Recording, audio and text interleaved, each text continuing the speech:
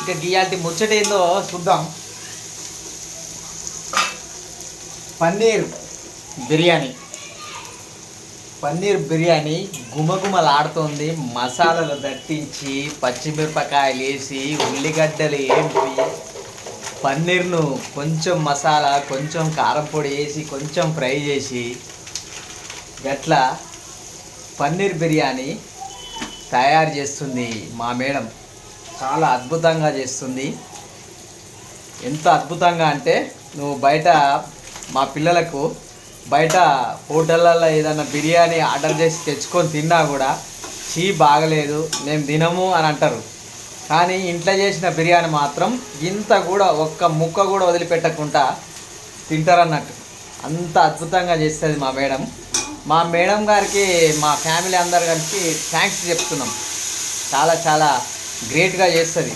చూడొచ్చు మసాలా వాసన గుమగుమలాడుతూ ఉంది. ఎందుకంటే న్యాచురల్గా ఇంట్లో వండుకొని తింటేనే మనకు ఆరోగ్యానికి ఆరోగ్యం ఉంటుంది. మనకు మంచిగా తృప్తికరంగా కూడా తింటాం.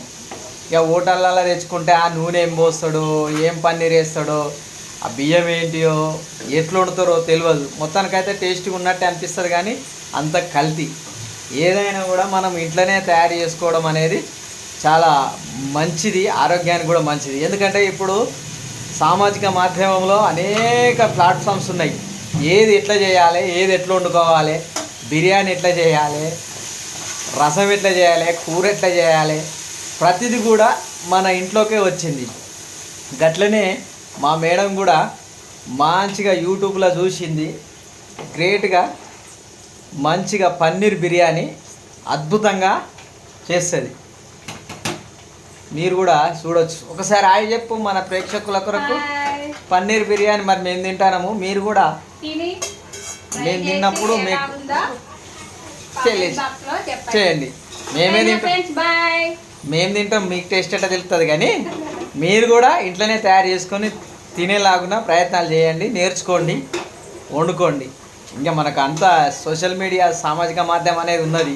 ఏదైనా ఎట్లనైనా మనం తయారు చేసుకోవచ్చు. ఒకసారి 2 సార్లు 3 సార్లు తయారు చేస్తే 4వసారికైనా మనం పర్ఫెక్ట్గా తయారవుతాం. పర్ఫెక్ట్గా బిర్యానీ రెడీ అవుతుంది.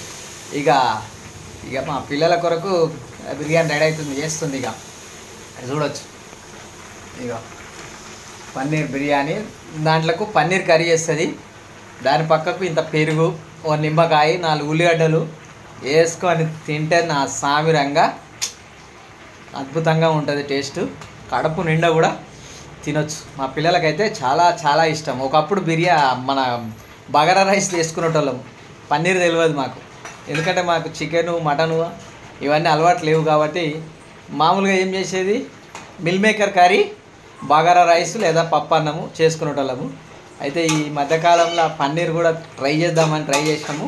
పర్ఫెక్ట్గా వచ్చింది. ఇక బిర్యానీ రైస్ తెచ్చుకొని అద్భుతంగా వెజ్ పన్నీర్ బిర్యానీ తయారు చేస్తూ ఉంటుంది మా మేడం. ప్రతి సండే ఖచ్చితంగా చేస్తుంది. చేయకపోతే మా పిల్లలు ఊరుకోరు. ఈరోజు కూడా అదే ప్రయత్నం చేస్తూ ఉంది. చేసింది కూడా దగ్గర పడ్డది.